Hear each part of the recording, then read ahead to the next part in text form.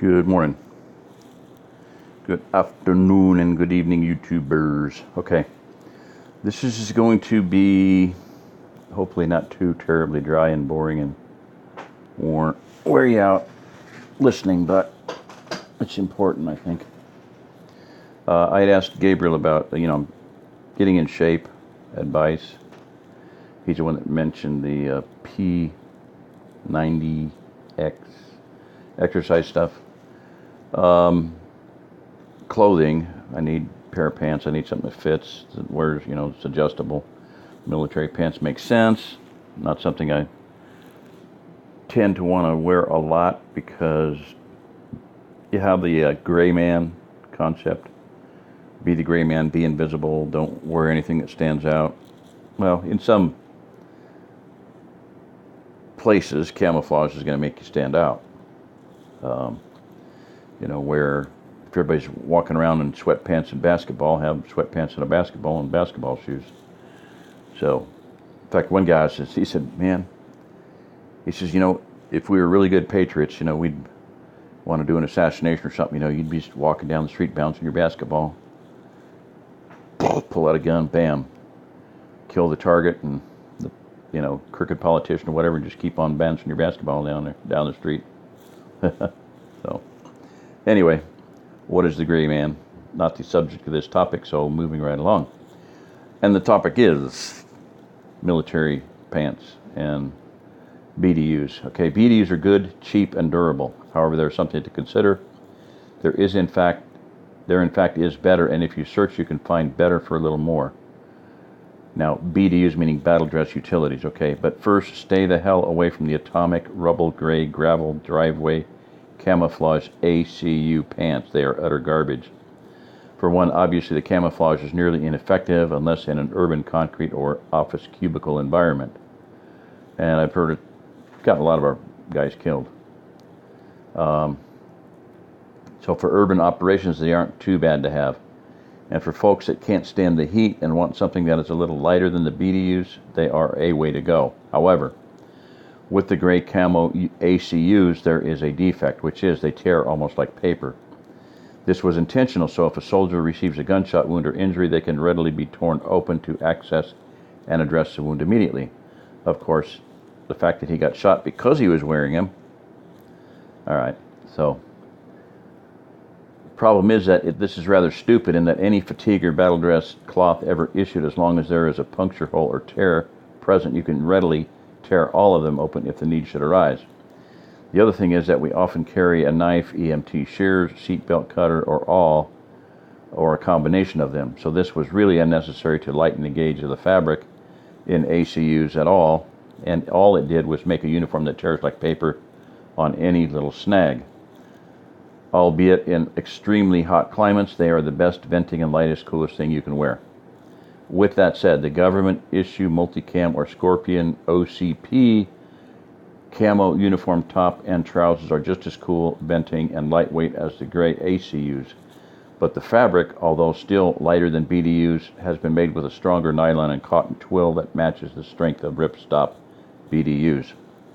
The multicam or Scorpion camo, unlike the gray shit, is very truly universal, and is on an absolute perfect match for most all-terrains and seasons in the Midwest and South, and is superior to BDU's woodland camo in that the black has been omitted. Thusly, it blends into terrain better, and there is no black to stick out, and it further fools the eyes of the onlooker. With the government issue multicam or Scorpion OCP camo top and trousers, they are as comfortable as pajamas. You can get flame retardant ones on eBay if you look, and they are treated with permethrin. So not only do they not go up like Chernobyl if flame or burning debris lands on them, they also have non-scented insect repellent permeated into them to keep fleas, ticks, lice, mosquito, and most any other unwelcome insects away from you. They're also unable to be seen under the infrared night vision, much like BDUs. Problem is, with used BDUs, if they have ever been starched, they will glow like a Christmas tree under night vision. And the ACUs, due to the light color, tend to reflect IR infrared and show up or stick out more readily than unstarched BDUs. However, the Universal Camo Multicam or Scorpion OCP trousers and shirt top have an extremely low infrared signature and are never starched. We stopped starching our uniforms with the BDUs. The ACUs and OCP uniforms are wash and wear only, never starch. So used good conditioned multicams will never have starch embedded into the cloth to be readily seen under night vision. The other thing to factor is that with the multicams, the reinforcement patches or areas of the knees, those have a Velcro opening on the seams for hiding things like documents or currency. However, the real intention of these openings is that they are meant to have a piece of foam inserted into them so that you have built-in knee pads that are light, will always be where they are supposed to be, and will not chafe or cut off circulation. Conventional knee pads end up around your ankles when you have to run. And if you make them tight enough to not do that when all you're doing is cutting off circulation, as well as bruising and cutting up the back sides of your knees, to not do that, then all you're doing is cutting off circulation as well as bruising and cutting up the back sides of your knees. With the current uniform, you either buy the expensive pieces of foam meant to be the inexpensive pieces of foam meant to be knee padding, or you just find some foam and cut it to size and slip it in there. These pants also have a more comfortable drawstring for the waist rather than the metallic buckle cinch straps on the sides of the BDUs. Because of this, if wearing load-bearing or harness gear like pistol belts or the waist strap and kidney pack of a rucksack, you don't have any metal buckles to dig into you or be flipped out and loosened. With the drawstring in the new uniform, you can compensate for weight gain or loss, and your trousers will fit just fine and stay up. Even if you had to remove your belt and use it for something like a tourniquet or strap something down, all of which are things to consider. Below is a perfect example of what you want to look for, and if you want an article of military utility or combat uniform, that will cover as many bases for you as possible. All right, so, and this is an example. This is the Scorpion Multicam OCP. Scorpion OCP. This is a female, whatever, small, size 28. Flame resistant multicam trousers. This is the multicam. And now this is a jacket, multicam Scorpion jacket. The interesting thing is, now this is a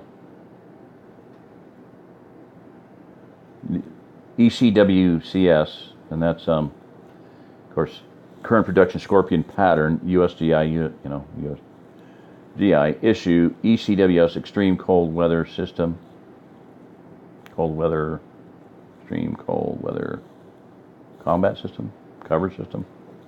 I'm not quite sure on that. Let's last second see there. Gen 3 Layer 6 Cold Weather Wet Jacket replacing existing multicam pattern.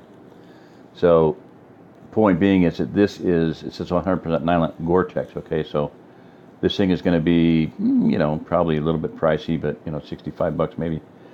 But just something to think about with possible hard weather, worse weather coming up. I would highly recommend that you look at getting good clothing. I have advised everyone to get snow socks for their automobiles, like right now, while they're still available. While they are still very inexpensive, $35. Get some. Get 2 pair. Get a pair for other vehicles. It's a cheap investment in not having losing a vehicle. I have full coverage on my van because I'd never done that before, and the insurance agent, I called him and he's like, well, chances are in the next 20 years something's going to happen to that van. I'm like, well, yeah, 20 years. I mean, nobody drives a vehicle for 20 years, especially when it's already 15 years old, 10 years old minimum, 12, 2006, okay? I said, why did you pick 20 years? He says, well, the difference in coverage is $200 between liability and full coverage, $200 a year. So for that $200, you trash that thing in the next year, and it's worth, let's say, $4,000, which is probably ballpark pretty accurate. That's 20 years. 4,000 divided by 200. That's 20 years of coverage that you're going to receive for having spent the $200. So, duh, something to think about. If you're not driving with full coverage, you might think about getting it. For $20, like I said, this guy, I just call him Dumbass Dave, you know, for a difference of $20, he flushed $6,000 or $7,000 down the toilet of Bill's money. So, not good, not smart, not intelligent. And I'm thinking, okay, I'm not paying that much for the van, but it's not paid for yet. And if something does happen to it, I should be able to just like, okay, sorry, here's the money. I got the insurance coverage. So I did. So anyway, bunny trail. But I digress, as Richie from Boston would say, or John Morgile. All right, so OCP, multicam, blah, blah, blah, blah, blah. Okay. So I got extra large short. I think this is the pair. One of them said make offer, so I did. Yeah, this $27.95. I offered 19, and they came back with 22. So okay, so I got those. So I got a pair of those coming, and at least it'll be something for me to wear that'll be durable. And when the shit hits the fan, I'll have them, and I'll be able to get them. Now, highest bidder, I was outbid on these, so I'm not going to mess with getting a second pair because I don't have the money anyway. The other one are on credit, so I don't need to rack up my credit bill any more than it already is. Point I'm making here, one is that, I have this on for a reason. I had my, the hat that I was wearing when I did Lights Out, the Boonie hat.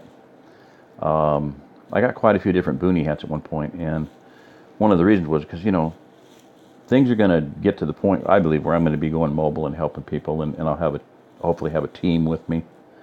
And a couple or three of those team members might just be the type that might want to watch my back. So, just a word to the wise, and just suggestion. But here's my point: is that it would not be a bad idea for everybody coming here to get some good pants. Now, gear, like I said, jacket, Gore-Tex. Gore-Tex is going to be worth its weight in gold. If you don't have Gore-Tex, you should. Failing that, Tyvek, some kind of Tyvek jacket. Now, they don't make Tyvek as a rule of thumb other than for advertising because it's so light. But I'm here to tell you, I worked in 30 below and lower temperature on a regular basis in Denver. And when it hit 30 below and the wind picked up, I would pull, because I had a military wool sweater on, U.S. issue GI sweater.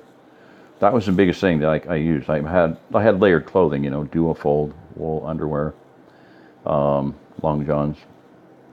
I had the sweater and wool pants, and I had flight pants actually. Most of what I wore on the dock was military Air Force flight pants. But point is that and I'd hunted in cold weather too.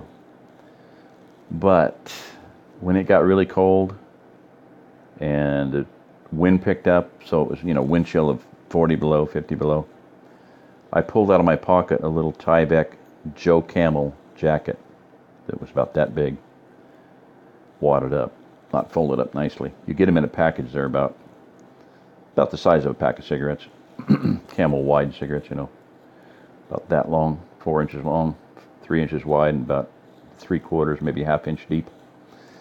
Once you get that out and ball it up and start wrinkling it up, it's very quiet. It's very soft and very quiet.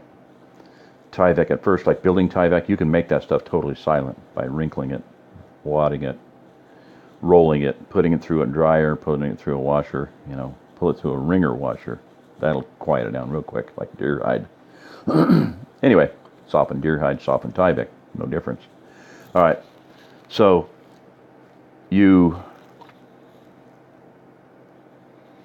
I'd put that on, and that would be the difference for another 10, 20 degrees of safety, that Tyvek. So Tyvek is good stuff. Gore-Tex is far better, especially when it's along with some insulation. But, all right, so my point is that that's a Sundog. I just throw it out there for maybe the thing will pick it up. And a Sundog is a reflection of, well, it's, what is it a reflection off of? Who knows? But you see the sun, you see below it another sun, another light point to the left and to the right, and up above it, and then a secondary one out to the sides, and out to then 3/4 up and above, and another one below if you could see over the horizon. And golly gee whiz, when you put a lighter or a what do you call it, a flashlight, LED, a candle, whatever, inside of a glass bowl, guess what? You get the exact same thing. So get that one out of there so we wouldn't have to see it anymore. All right, 15 minutes. I'm gonna call it quits there. Babada babada bing bang. Goodbye.